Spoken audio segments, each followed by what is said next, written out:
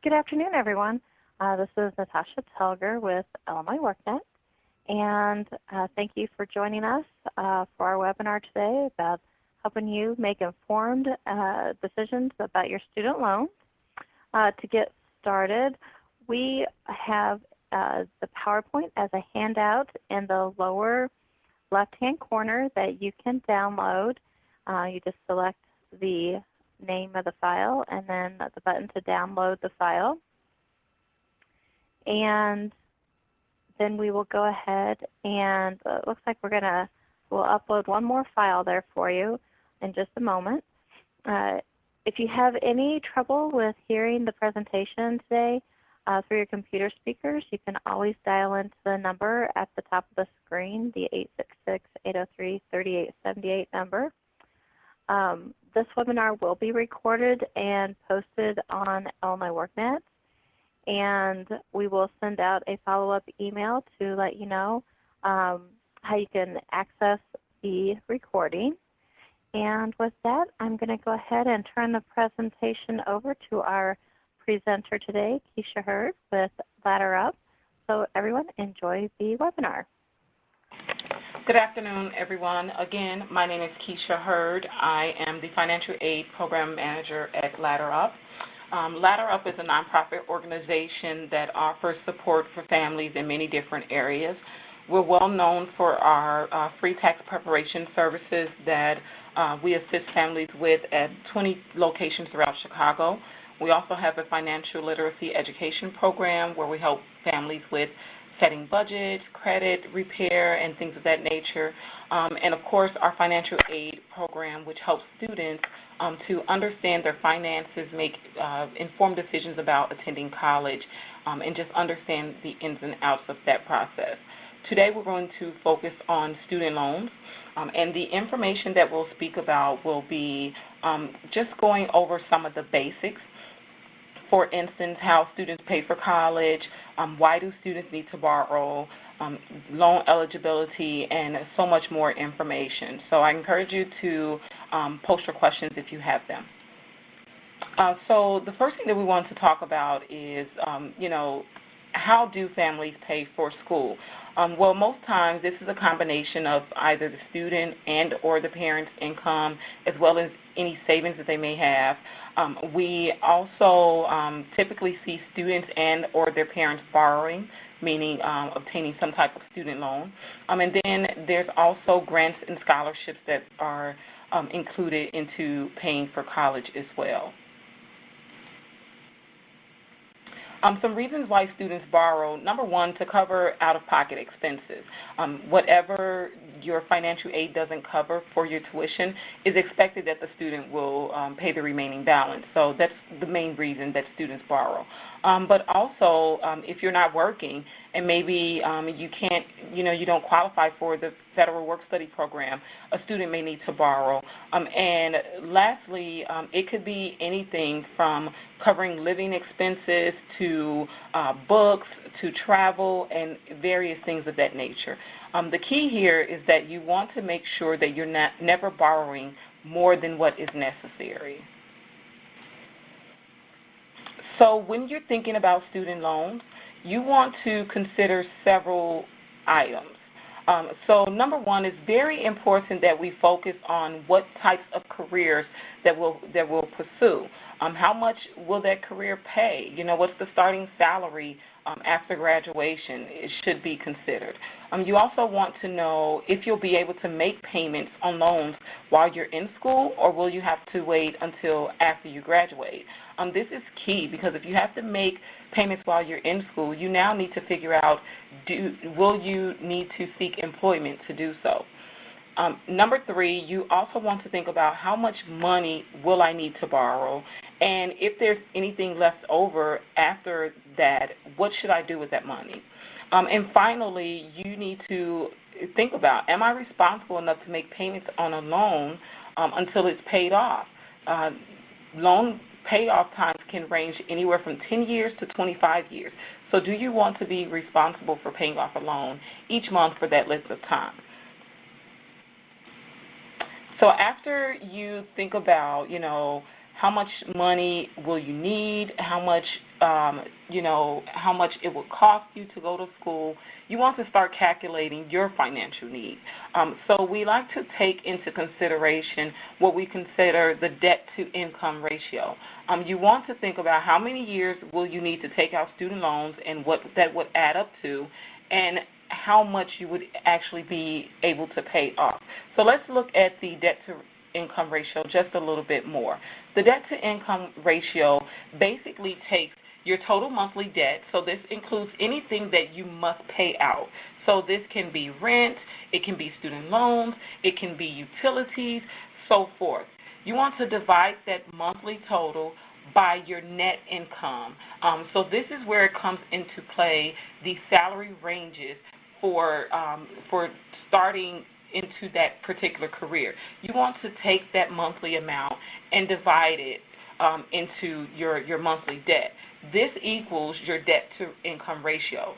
Ideally, we want to have 15% of our income or our debt to we want to have our debt-to-income ratio come out to about 15%, because that's considered to be an overall manageable amount of debt.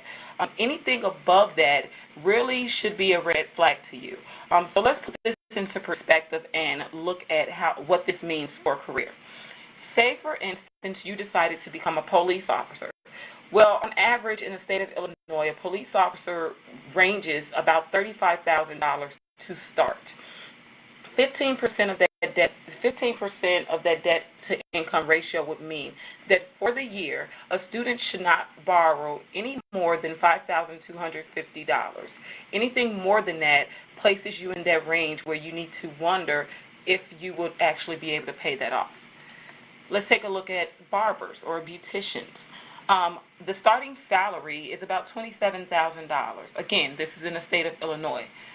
Your 15% debt-to-income ratio would mean that you should not borrow more than $4,050. Let's take a look at a couple of more. For forensic scientists, a yearly borrowing amount should not exceed a little over $8,000. And finally, for a registered nurse, you can borrow about $9,000 and feel safe that you will be able to pay that back based off the salary that you'll receive. So some key things. It is important to remember that you, the student, should be the one to decide how much debt you are willing to take on. Not your parent, not a friend, but the student.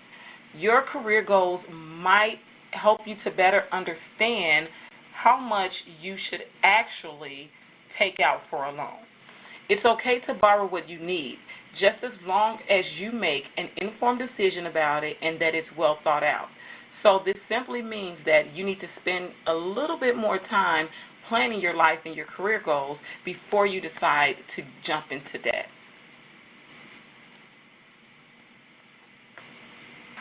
Keisha, I did have a question from the audience. Was that amount for the total year, or per year, or total for college? That was total for college. So you're speaking in reference to, for instance, the $8,250. That amount is per year that you're in college.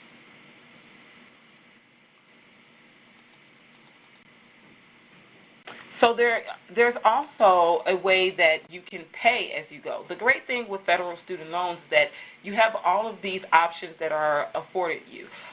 So paying as you go is an opportunity to kind of pay down some of your debt. Maybe you don't want to take out student loans. You'll just work with your grants and scholarships.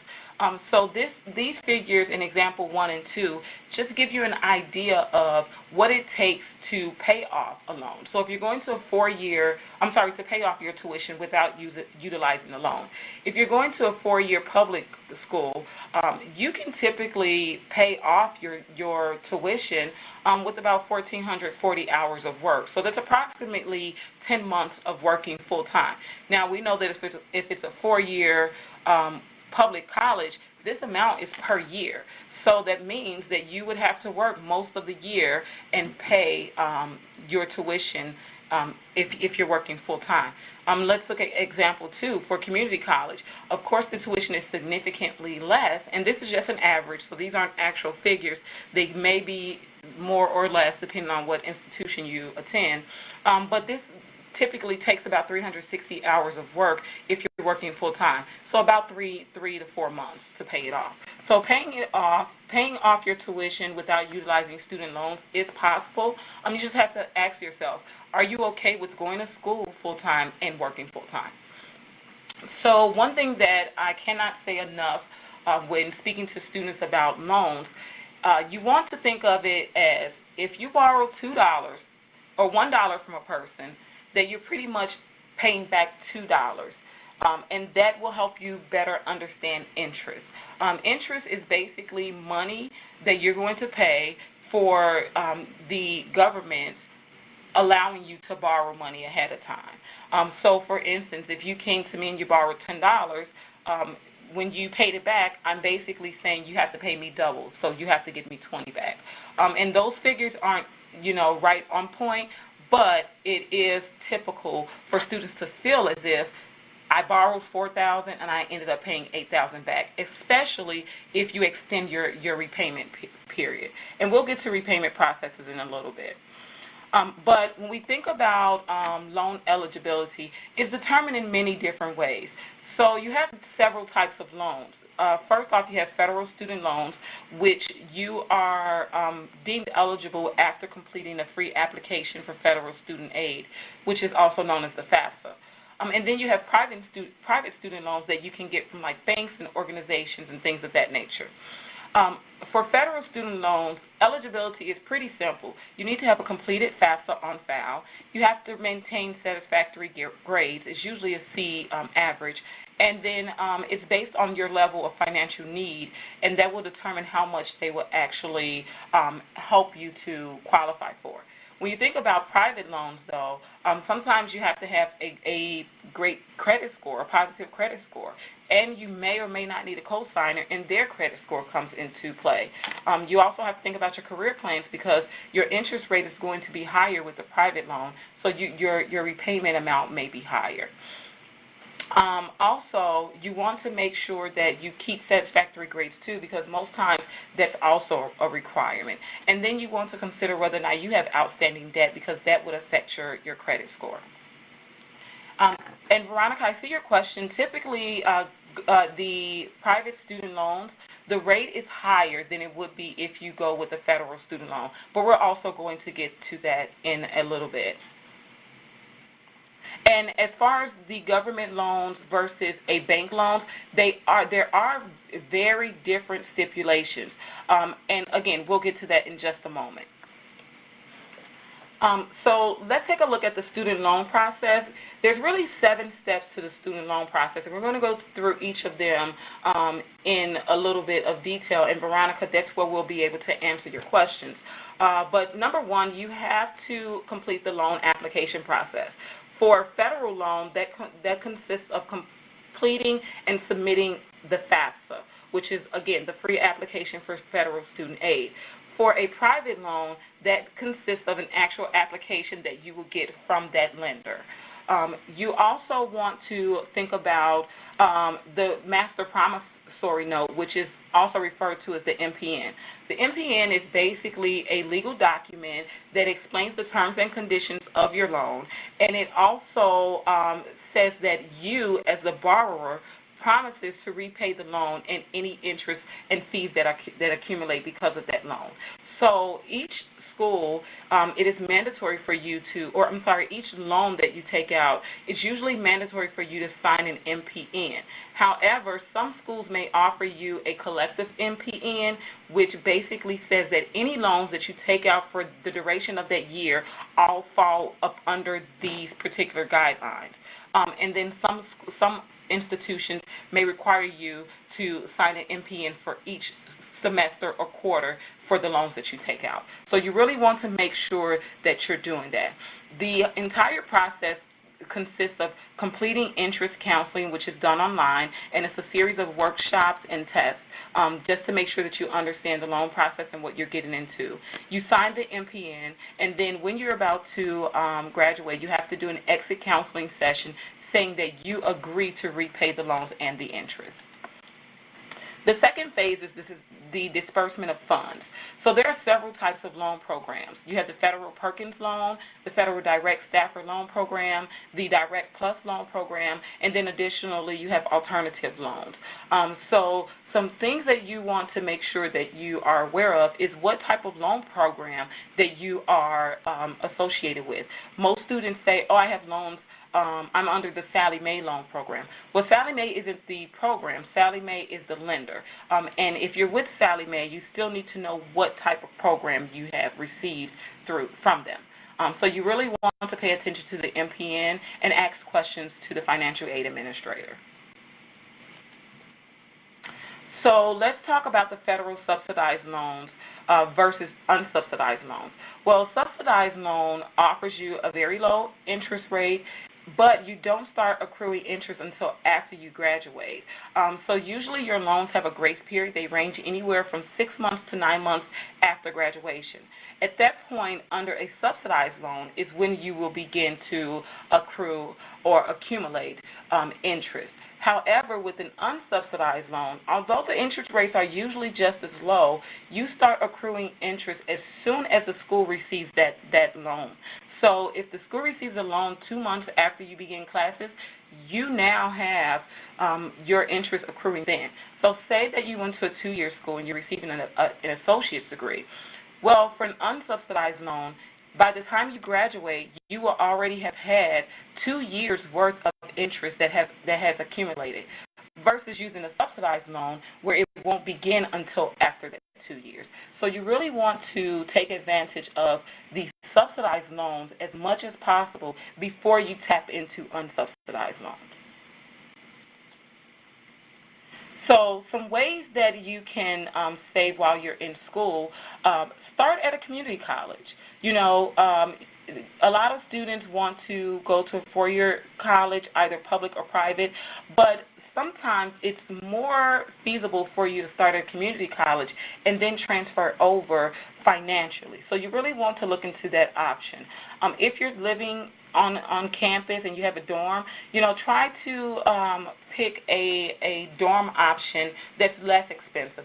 Maybe instead of getting a room by yourself, you opt for a room with a roommate just to save a little bit of money. Finally, you may want to utilize the FAFSA as early as possible. In Illinois, we have the MAP grant. The MAP grant gets suspended fairly early in the year, around February or March of each year.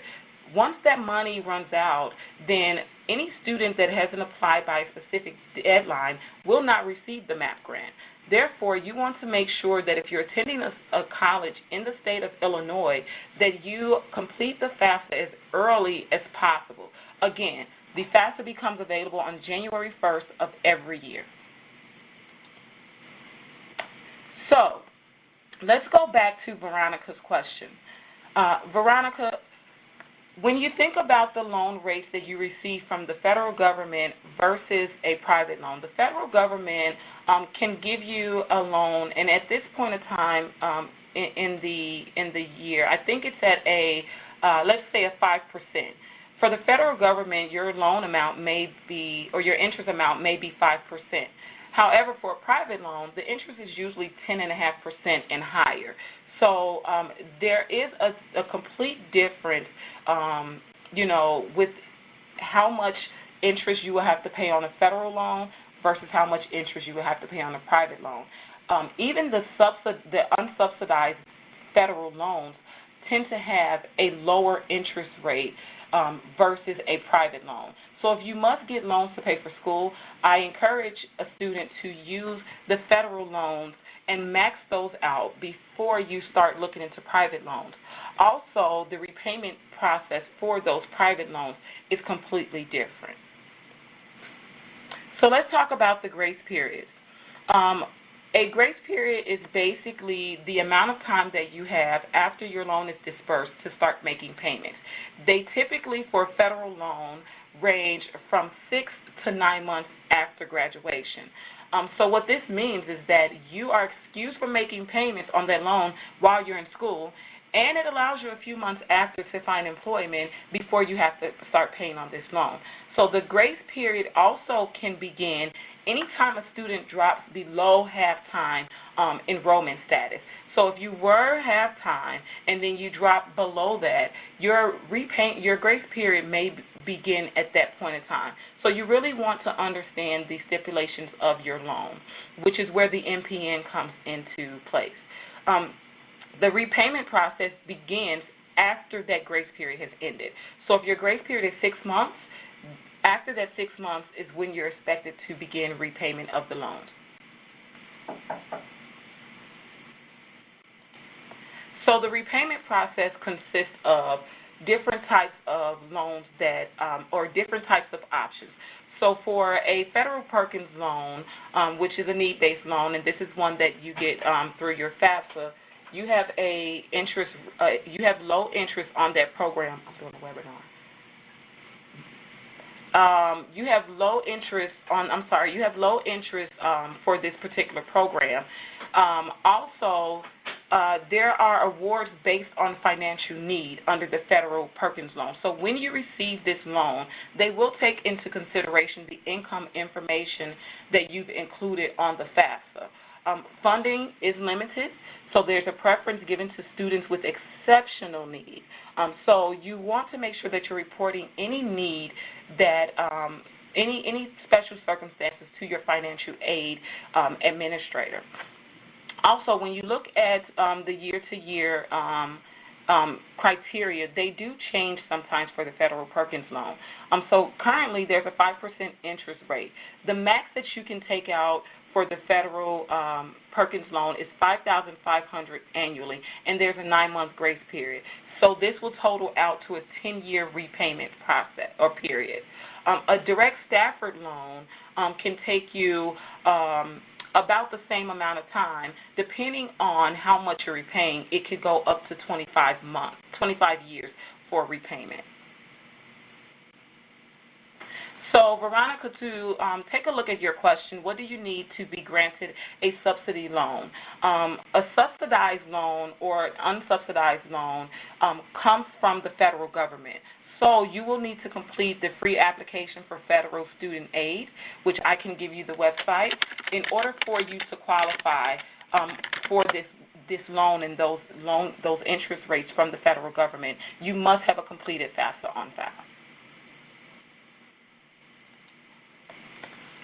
So let's talk about the repayment process for direct loans for the PLUS loans. So PLUS loans can be offered to graduate students or parents. And these loans are not based on demonstrated need. They're based on a credit check. So the loan, there may be a fee that's deducted from your disbursement. Sometimes there's like a $50 application fee. You wouldn't have to pay that up front, but it would be one that is attached to your amount. Also, the payments begin as soon as they are dispersed to the school. So as soon as the school receives the payment from the lender, they will then begin to request a repayment on that loan. Your repayment amount will be based on your income and so forth. There's usually a fixed interest rate, but there are some stipulations with that. Again, the grace period is about 60 days.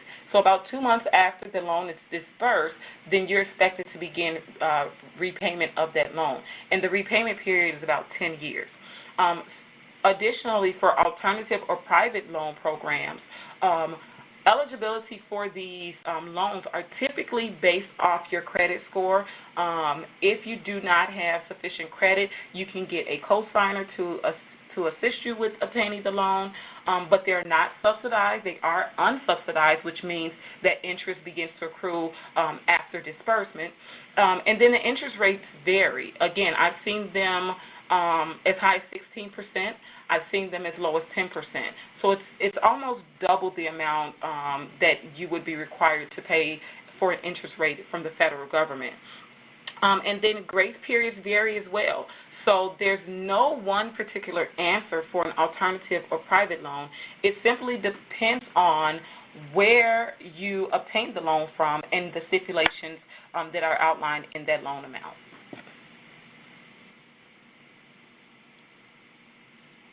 So the question posed from Veronica is, what would happen if a student doesn't repay the loan, and a parent is either on the FAFSA with that student, or they have co-signed? So there's two different answers for this, Veronica.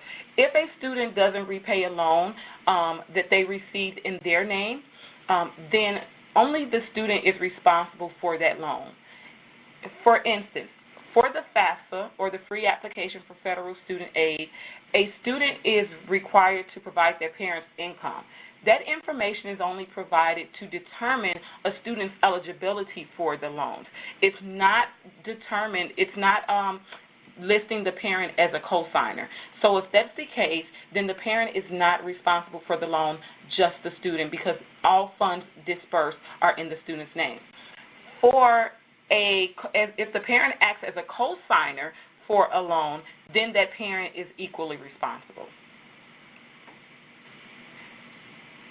So the standard repayment period is about 10 years, depending on the type of loan program that you are in. So if you're going to repay the loan, you want to make sure that you understand what happens after the grace period and how long you have to repay this loan. The good thing about the federal student loans is that you can get deferments or forbearance to help you kind of minimize or decrease the amount that you pay. They have a bunch of programs that go based on your income. If you're having some financial problems with repayment, they can lower that repayment amount, but this will extend the amount of time that it takes you to pay it off. As you know, there's an attachment that's called the Financial Aid Comparison Worksheet. If you're interested in knowing how much an institution will cost, how much you have to pay out of pocket, and in loans, this is a great tool to help you compare up to 3 different schools and the financial responsibilities that come with each. This information that I've provided to you today was compiled from the Illinois Student Assistance Commission, the U.S. Department of Education, and resources that we have here at Ladder Up. I see there's one more question from David, so I'll jump right into the question. David wants to know if I can share any tips or comments for parents who have been paying into College Illinois, which is a prepaid program. I do suggest that when you're completing the FAFSA that you're honest with reporting this information. There is a difference in whether or not that money that you paid into, which is usually a 529, if it's actually in the student's name or in your name. So that will depend on how it is paid out.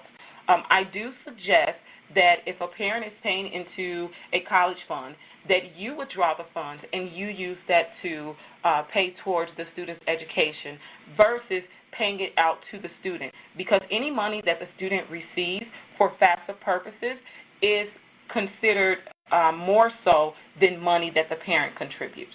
So you want to make sure, David, that if you're going to pay out that money, I would suggest that you cash it out and use it yourself to pay into your child's tuition versus transferring it over to their name. I hope that answers your question. So Veronica wants to know if loans can loans be granted along with scholarships earned by student scores. So yes, you can have loans as well as scholarships. The way that it works is that after you complete your financial aid application, the school looks at grants first, so that may consist of a Pell Grant or a MAP grant. Then they look at scholarships, and then they start looking at loans as an option.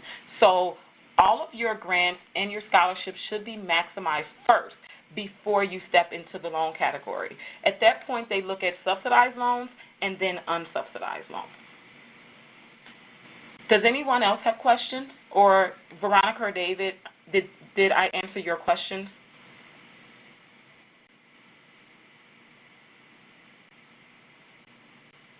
You're welcome. Okay, Okay, if no one else has questions, I think that is the end of the presentation. Again, you have our contact information listed here, our phone number, as well as our email. If there's ever a time that you need assistance or you have additional questions, you can feel free to contact us using either one of those methods of contact. We do work one-on-one with families, so don't feel that it always has to be a webinar. If you have personal questions that you need assistance with or you need things answered, you can always contact us at any time. We also have a survey that we ask each participant today to go online to just rate us and let us know if you think there are additional topics that you want to talk about. The link is here for you, so you can use that to complete the survey. And again, thank you for chiming in today, and I'll let Natasha take over. Okay, well, thank you very much. There's a lot of really good information. There's a lot of information. So what we have done is we do have the webinar recorded, and we will send a follow-up email to everyone to let you know where you can see that recording. Thank you very much, and have a great day.